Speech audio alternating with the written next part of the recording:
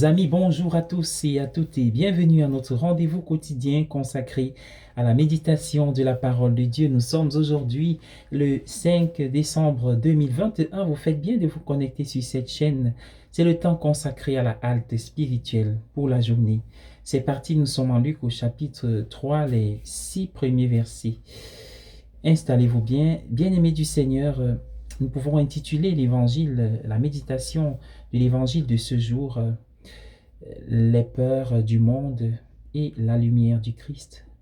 Il sera question pour nous de voir un peu ce qui caractérise et fonde les peurs de notre monde qui devient de plus en plus obscur. Et comment est-ce que la lumière du Christ peut nous aider à relever la tête, cette rédemption qui est proche. Alors pour commencer, nous allons d'abord trouver quelques éléments scientifiques et scripturaires qui montrent bien évidemment que le monde qui passe peut susciter la peur. C'est d'ailleurs ce qui est décrit dans l'Apocalypse.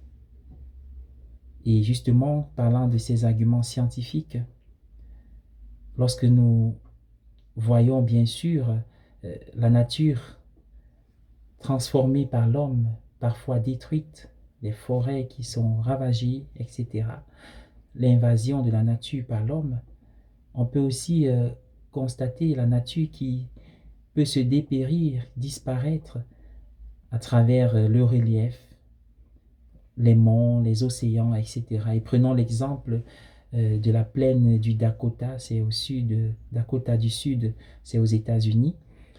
Cette plaine, il y a 70 millions d'années, était un océan selon les scientifiques.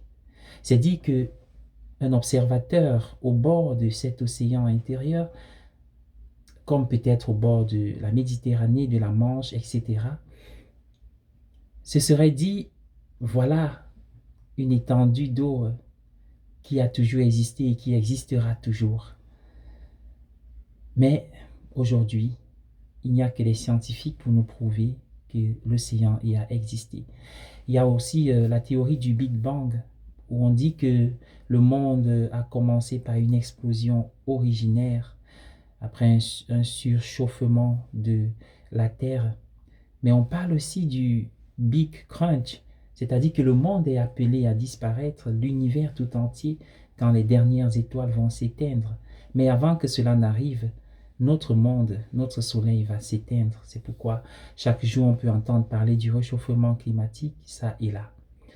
Mais la réaction face à tout cela, la réaction du plus grand nombre, ce n'est pas la peur ou alors le désespoir, mais c'est plutôt une tentative pour défier cette peur, défier l'obscurité du monde qui s'agrandit, s'accroît en ces temps, par exemple, euh, par les décorations de Noël, la lumière les bougies qu'on allume, les guirlandes, la lumière qu'on amène dans la maison, mais aussi les chants pour combattre la morosité du temps et être joyeux malgré toutes les raisons que nous avons de nous inquiéter. Mais le plus important dans tout ça est de comprendre pourquoi nous devons faire cela. Et le temps de l'Avent nous est donné par l'Église pour réfléchir sur l'obscurité du monde et la lumière du Christ.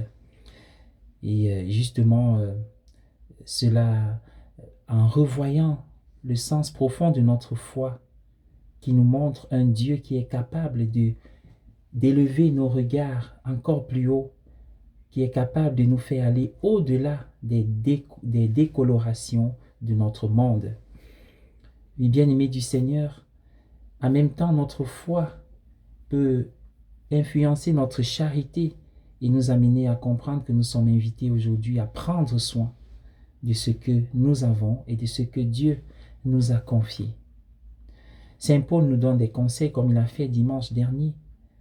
Il nous dit pour combattre l'obscurité, il faut faire croître notre amour afin de discerner ce qui a vraiment de la valeur. C'est très important.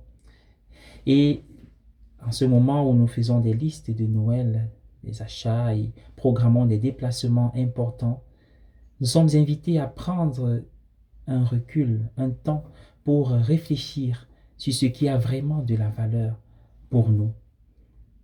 C'est ce qu'a fait, par exemple, Jean-Baptiste en son temps. Il s'occupait à attirer l'attention des gens de son temps, de ses contemporains, sur ce qui a de la valeur, c'est-à-dire la relation avec Dieu et la relation avec le prochain. Et justement, ce qui avait de la valeur à cette époque, ce n'est pas cela comme à notre époque, c'était avoir plus de moyens, plus de pouvoir, plus de visibilité, comme ces noms qui sont cités au début de l'Évangile. On parle de Tibère, César, qui était le roi, de Pilate, le gouverneur, d'Hérode, le tétrarque, ou alors de Philippe, son frère, tétrarque aussi, ou de Lysanias, qui était aussi tétrarque. Mais à qui est-ce que l'évangile a été confié, la révélation, non pas à eux, mais à Jean-Baptiste? Pourquoi? Cet homme qui était vêtu de poils de chameau et qui se nourrissait de sauterelles, cet homme nous montre ce qui a de la valeur, c'est-à-dire travailler sur ce qui est éternel et qui reste, la relation avec Dieu, à travers la relation avec notre prochain, pouvoir prendre soin de notre prochain. Voilà, la deuxième bougie, le deuxième siège de l'Avent est allumé. C'est à notre tour de faire de même, comme Jean-Baptiste. Bonne journée à tous et à chacun.